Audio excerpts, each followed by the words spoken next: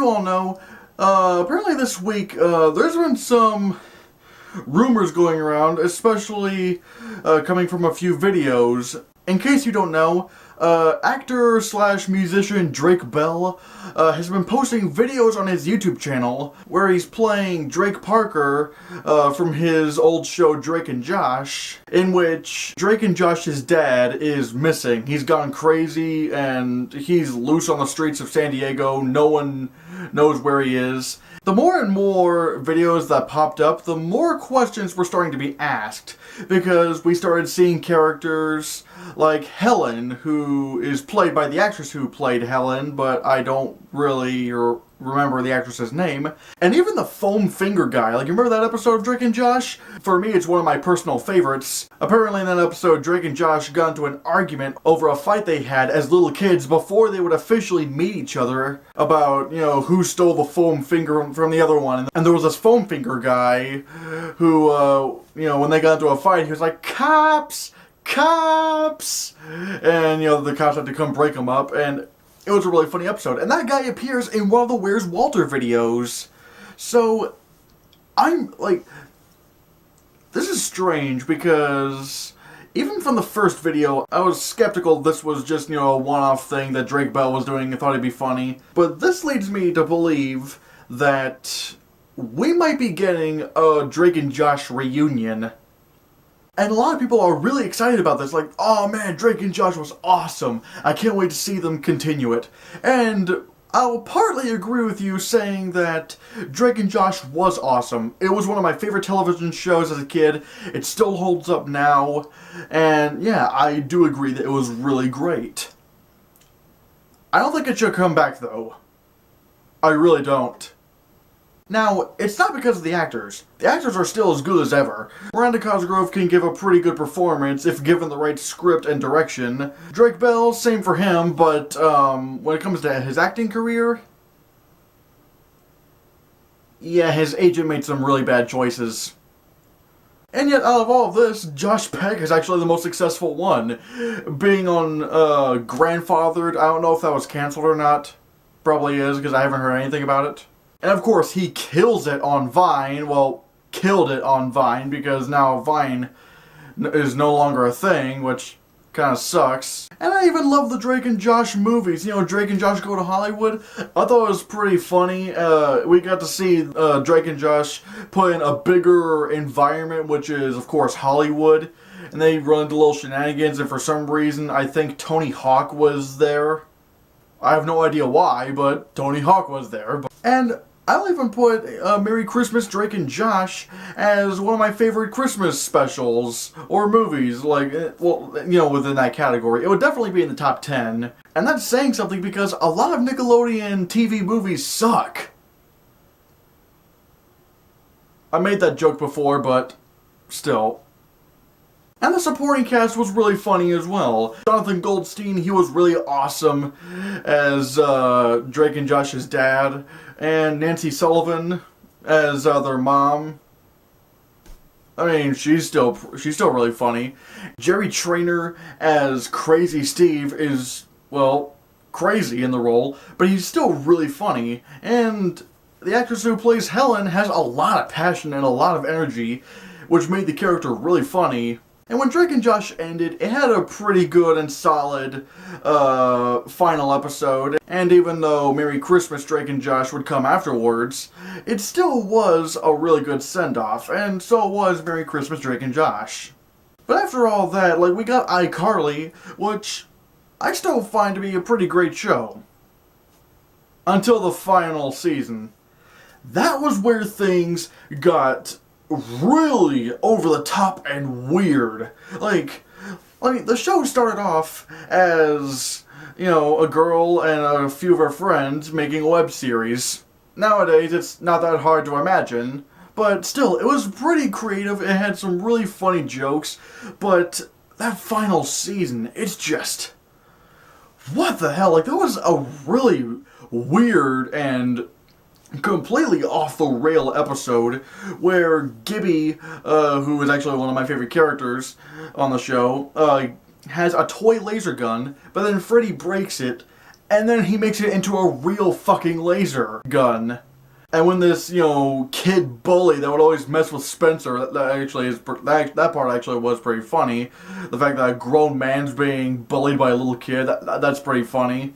But anyway, when that kid has the laser gun, it's like, I don't know how to describe it. I think it was becoming unstable and then blew up against the kid, but he just got, comically stuck to the wall ugh. I'm like, what in the world? Is this Looney Tunes?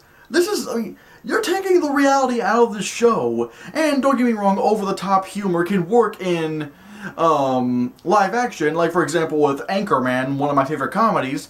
But the thing is, with Anchorman, from the beginning, it set up that weird and over-the-top world, whereas iCarly started off pretty realistically, semi-realistically. I mean, there were a few things that you probably couldn't do, but still, it was believable enough. This just turned into Looney Tunes. I don't know what happened. And then there was this pretty disappointing series finale, and I don't know, something about that just didn't really hit me as much as it could have. I don't know whether it was the choice they got to play Carly's dad, who was in the military throughout the entire show and you never saw his face until then, or I don't know, it didn't hit me as well as it could have. And then there was the show Victorious, which I've seen a few episodes, but as a kid I didn't really care, but whenever I get my hands on it, I do want to try to rewatch it and give it another chance. From what I saw, it had some pretty funny moments. I liked the character Robbie with his weird puppet character, or was the puppet name? No, the puppet's name wasn't Robbie. I forget what the puppet's name was, but the puppet was really funny. And again, the characters worked really well off of each other, so it worked out. But then Dan Schneider said, you know what? Let's cross over iCarly and Victorious again. But instead, let's take the two supporting characters from Victorious and iCarly and just put them together.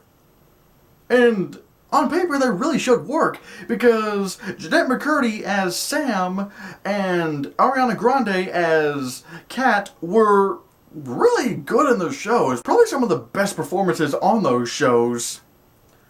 But for some reason, it just didn't work.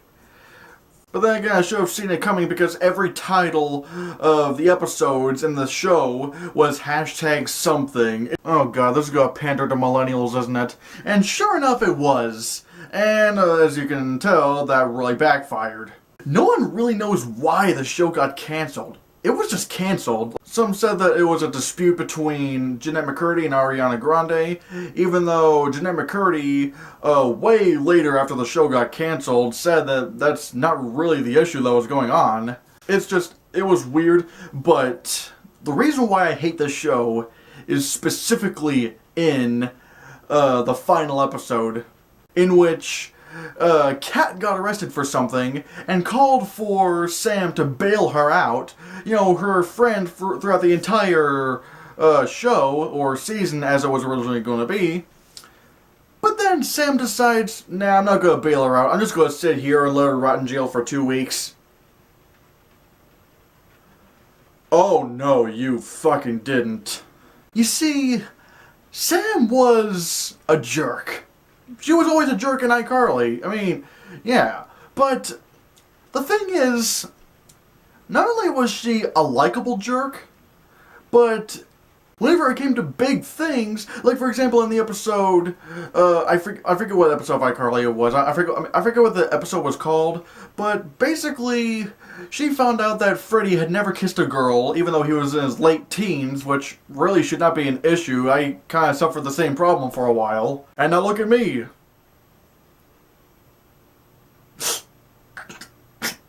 But in any sense, she blabbed out to the entire internet on iCarly that Freddie had never kissed a girl. Again, why would that make a bunch of news? And then basically ruined his life. That was a little bit far-fetched, but still. And even though it took a scolding from Carly to make her realize what she did, she did still fix her mistake. She decided to, apologize to Freddy personally, and, saying, I don't know if this is going to, make everything better, but, I just want to say I'm sorry. I really shouldn't have done that, and I really feel bad about it. I mean, that's what makes Sam, or any jerk character in a protagonist role, interesting. Because even though they say and do mean stuff, they're still good people. Like, on the inside, they're still good people. They still care about people. The reason why you have characters like that is so that not only can we see ourselves through that character and go, yeah, I think I made a mistake like that once. It helps us understand, what would be the right thing to do, or how can you really come to grips with it. Especially if kids are watching the show, that episode of iCarly was really good for kids. But the last episode of Sam and Cat was just horrible. It was a horrible message. Basically, hey, if your friend's in a situation, don't help them out in the slightest. Just care about yourself. No, that pissed me off. So, yeah, Sam and Cat was terrible. Henry Danger, Oh. Yeah, this wasn't insultingly bad character-wise, except for one character, but I'll get to that in a second. But what made Henry Danger fail was that it was stupid. It's like, there's only a few things I can truly describe really just as stupid. Things like Son of the Mask. Yeah. Henry Danger is around that level. I mean, I don't know if it's worse than Son of the Mask, but it's like I said, the best way I can describe Henry Danger is just stupid. Like, no real thought was put into it. The acting is really bad, even worse than Sam and Cat. Any visual effects they try out look like garbage, but it was just too silly. And I know it's a kid's comedy, but I mean, not in a good way, not silly in a good way, silly in a what the fuck way. There was this one villain character who was basically a man baby and he had a diaper. I'm like, what in the world is this? Some sort of baby fetish porn or something? I don't want any part of this. No, get that away from me. And even the characters were really stupid. I mean, they make such stupid choices. I think Kid Danger was at one point being tempted by a villain, like, oh no, should I join her or should I still be a hero? But it's not anything moral-wise that he's conflicted on, it's just he has a crush on her. Like the villain is a girl and he has a crush on her and she's tempting him to join her side. Okay, if you're gonna do something like that, this has to be dramatically done. I mean, yeah, you can still throw jokes in there, but for the most part, you need to take that kind of thing seriously if you want to hook your audience. Like, have the villain expose the hero's moral weaknesses. Have them conflicted because of what they stand for, or what they should stand for, what they shouldn't stand for. That's how you do these kind of things. Not from a stupid crush. That's not how you know. And of course, this show just had to have the most annoying, pompous, bitchy character in a female role I've ever seen in a kid's show, with Henry's sister. Good fucking God. I can't stand his sister. She is so annoying. She complains about everything. She bitches, moans, whines about the stupidest things possible. And yeah, kids are sort of like that, but at least let them have a likableness to them. There's nothing likable about the character of Henry's sister. I don't remember her name, but I can't fucking stand her. She is so fucking annoying. I can't... How did this come from... Like, let me put this into perspective. Actually, no, Megan from Drake and Josh. Yeah, she was a bitch, but she was a likable bitch. Yeah, she did horrible things, but she still did it in a likable way. She didn't scream and complain and go, ah, I will move away, I will do it, you can't tell me what to do. It's just, oh God. At least Megan had moments where she showed that she cared for and loved her brothers Drake and Josh. Like in the episode Megan Has a Boyfriend. Drake and Josh try to, stop Megan from dating this boy, and eventually they keep screwing everything up. But then when, Megan and her boyfriend start dating again, Drake and Josh find out that that boy has been cheating on Megan.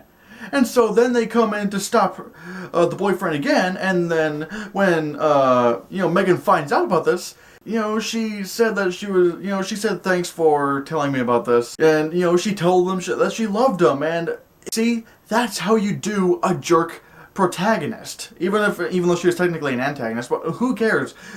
She was still likable. She still had moments where you knew that she loved her brothers. I didn't get that at all with Henry's sister from Henry Danger. She is just annoying as shit. And by the time Game Shakers came on, I just gave up. No, yeah, I just basically talked about Dan Schneider's shows and gave little mini reviews to them. But my point is this. After seeing the last season of iCarly and everything else after that, I truly don't think Dan Schneider should really make this Drake and Josh reunion or whatever. I could be proven wrong, and I don't personally hate Dan Schneider. I don't hate him at all. Who knows? He might be the next M. Night Shyamalan, coming back from such horrible things, but at this point, it'll take a miracle to make that happen. Again, I would like to see a Drake and Josh reunion, but at this point, I don't know if it really should. Because nothing from Dan Schneider has ever really proved to me that he's ready to do this. He's ready to take this awesome franchise on again. But if there is going to be a reunion of Drake and Josh from this whole Where's Walter thing, then you know what? Please don't pander to millennials. Don't try to, get the attention of kids these days, with hashtags and the tweetings and the emojis and all that. Just like Drake and Josh, make it timeless. I mean, yeah, there are a few things from Drake and Josh that are pretty dated, but the banter between the characters and the writing was pretty timeless. I can still relate to what they're doing in the 2000s, even though, this is currently the late 2010s. So, like I said, just don't fuck this up. If you're really wanting to do this, Dan Schneider, you're not watching this. I know that. I mean, a guy with 81 subscribers, that's not happening. You're not there's no way you're watching this. But in the very, very little chance you are watching this, and I mean minuscule, microscopic, yeah, that much. Just make it timeless. Just don't forget about millennials. Forget about what's popular at this time. Just have the characters and writing be timeless. Have them be likable. Don't have them be idiots. Just make them people. Make them people in the 2010s.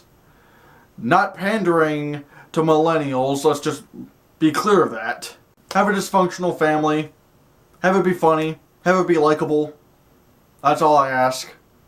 There's nothing I can do to stop this, so I mean, it might be happening, might not. This might just be a one-off thing. But if it is happening, don't fuck it up. Just don't fuck it up. Well, in any case, what do you think of this news? Do you think Drake and Josh will be having a reunion? If it is, by the time this video is uploaded, then, well, shit, I was too late. But, if you like this video, give it a like, so we can get the channel circulated, share the video, and if you want to see more, click this.